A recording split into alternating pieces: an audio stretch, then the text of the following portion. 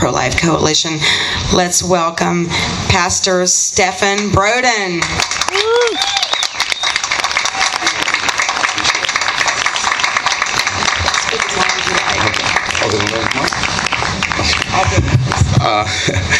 Hello, fellow patriots. It's good to be with you on this day, a significant day in the, I think, the history of our nation, as we, as patriots, stand up to defend and protect our First Amendment rights, our right to exercise our belief and to push back on anyone or anything that would inhibit or encroach upon that. Our time is short. We want to do the march, and I understand that the police officers are saying to us that if we're going to march, we need to be ready to march by 5 or 10 minutes after the hour. So that means everybody went long, and I have to go short. Amen. And so what we'll do is we'll do an abbreviation, I think, with an idea that needs to be understood by those of us who are here today. That many of us are here out of a sense of frustration as to what's going on in our country today. We are absolutely horrified to recognize that our nation is fighting against the principles that are found within the Constitution of this great land. In fact, a constitutional lawyer and professor said to me, Pastor Broden, the Constitution is dying a death of 1,000 cuts, and is happening from within. That all three branches of our government are responsible for killing our Constitution. What do we do when the government goes bad against the Constitution? What do we do as we the people, as we recognize that there are a plethora of unconstitutional acts that are coming down the pipeline targeted specifically towards us and our unalienable rights? There are indeed things that we can do. And certainly you and I are absolutely, it's absolutely important that we respond to what we see as unconstitutional, men and women. And I want to submit to you that what we can do is found within the First Amendment to the Constitution. There are 5 platforms within the Constitution. The 5th one is the one I want to draw your attention to today in the few moments that I have with you. The 5th one says that we have a right to peaceably assemble and to petition redress for grievances. Men and women, that is an action that I'm almost 60 years old. I'm 60 years old.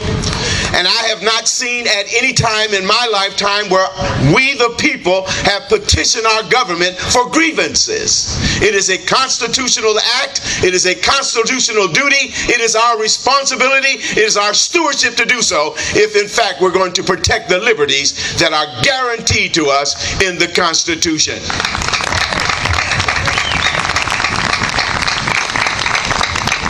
Very quickly, Matthew Spalding in his book titled "We Still Hold These Truths" says this, and I want you to pay attention to what he says in the introduction of his book. He says, "Our revolution was about the idea upon which a new nation was to be established. Permanent truths applicable to all men at all times, as Abraham Lincoln later said and proclaimed, that the principles rather than will be the ultimate grounds of government." Hear what he says. He says there are permanent truths. We need to reintroduce that idea in the House of Congress, in the executive branch, and in the Supreme Court. That we're dealing with permanent truths, not malleable truths that are adjusted by whoever has the will to do so, but rather permanent truths, the same yesterday, today, and forever. Amen. These truths are the same. These truths are responsible for producing what you and I have come to know and appreciate as American exceptionalism. American exceptionalism is tied to our Judeo-Christian heritage. You cannot separate the two of them. To do so is to do violence to our history. We are a Christian nation. Amen. Permanent truths. Those principles that made this nation great are liberty, equality, natural rights, the consent of the governed, religious freedom, private property, the rule of law, constitutionalism, self-government, and independence. All of these ideas are tied to a Judeo-Christian frame. And I'm not ashamed to say it, men and women, we are a Christian nation. The men who founded this nation believed in the God of Abraham, Isaac, and of Jacob. They did not believe in Mohammed. They did not believe in Hinduism. They did not believe in Confucianism. They believed in the God of Abraham.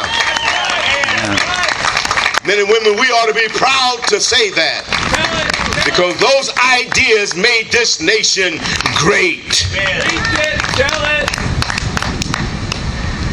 Matthew Spaulding goes on to say, the nation's founders knew that the perpetuation of liberty would always depend on spirited citizens and patriotic statesmen actively engaged in the democratic task of governing themselves, holding to the truth of 1776. Spirited citizens and patriotic statesmen, where are they today? Where are they? We're here. Right here. Right here and right now. And I know some of you are standing, and many are probably on the periphery of this organization looking at how small we are. But I think it was Samuel Adams who said it doesn't take a majority to win, but rather an irate minority set on starting brush fires of freedom in the hearts of men. That's what we must do. That idea still is applicable today. Another one said it this way, Vladimir Lenin. He says, an organized minority will always beat a disorganized majority. Men and women, we need to organize. Our window of opportunity is small. The time for movement is now, not tomorrow, but now. And so let me just share this idea with you, and then we'll stop. In the book by Thomas Woods titled Nullification, he says this, and I want you to pay attention. He says, the central point behind nullification is that the federal government cannot be permitted to hold a monopoly on constitutional interpretation. Hello? If they are not to be trusted in interpreting the Constitution, then who must? We, the people of the United States. We have capitulated to the government for too long. It is now time for us to stand up and to declare what you are doing with NDAA, the National Defense Authorization Act, is unconstitutional. It's unconstitutional what you are doing with HHS mandate. It's unconstitutional.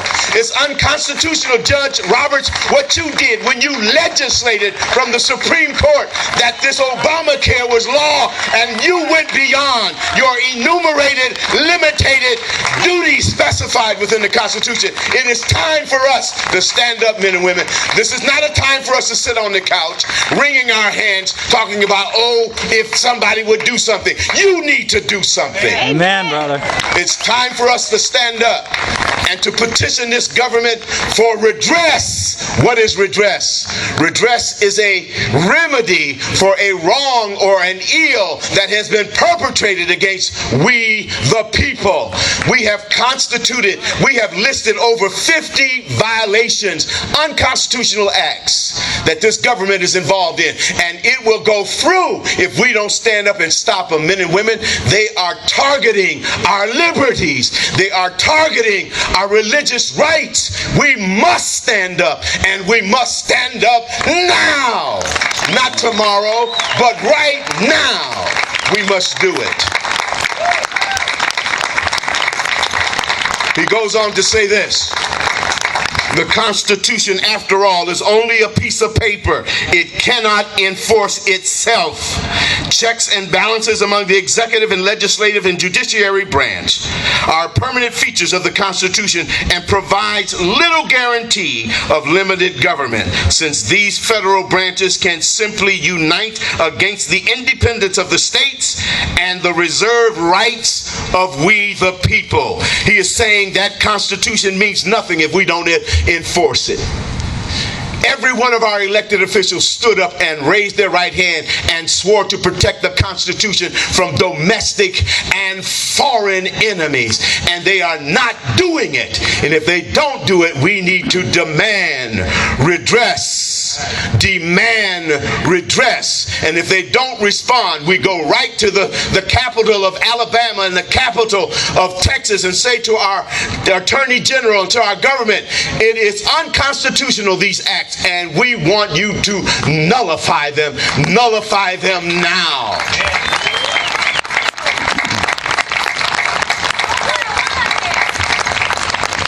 Alexander Hamilton contended in Federalist 78. He says this, and I'm going to sit down. That there is no position which depends on clearer principles than that every act of delegated authority, contrary to the tenor of the commission under which it is exercised, is null and void. Do you hear me? What he said is simply this: if it is indeed unconstitutional and violates the limitations, the enumerated limitations specified within the Constitution, then it is null and void. There's no debate. There's no argument. It's null and void. It doesn't matter what the Supreme Court says if in fact it is not constitutional. It is null and void. I am suggesting to you, men and women, that we're living in a special moment in our nation's history. Yes, our religious liberties are under attack. Yes, our liberties, unalienable rights given to us by God, are under attack. The issue is not that it is being assaulted. The issue is, what are you going to do about it? What are you going to do about it? Benjamin Franklin, leaving the Constitutional Convention, was approached by a woman. You've heard this story. And she asked him, "Sir, what have you given to us?" And he answered her, "A constitutional republic if you can keep it." The strength of what Benjamin Franklin said is in the verb to keep. To keep is a personal duty and responsibility. He put the ball right in her hand and said, "Woman, keep what we have given to you. If you can keep it, then you will protect your posterity. If you can keep it, our future is bright. But if we lose it, we're facing the inevitability of tyranny. And tyranny has only one answer." Mark Levin says it this way. He says, "The remedy to tyranny is conservatism, precisely because its principles are the founding principles." Listen to me, men and women. The answer to the dilemma that we face in America today, this socialism, this communism, this Darwinism, this isms, and all of these isms are anti-God systems, men and women. Every last one of them. Communism, socialism, Marxism, and Darwinism. All of them are sourced in men who do not believe in God. And our nation is thinking about and attempting to embrace those doctrines. He says the answer to it are the founding principles. We need to return to those principles. And we need to pick up the First Amendment right now and start marching towards to D.C. and saying, we demand redress. We want nullification of all unconstitutional acts. God bless you.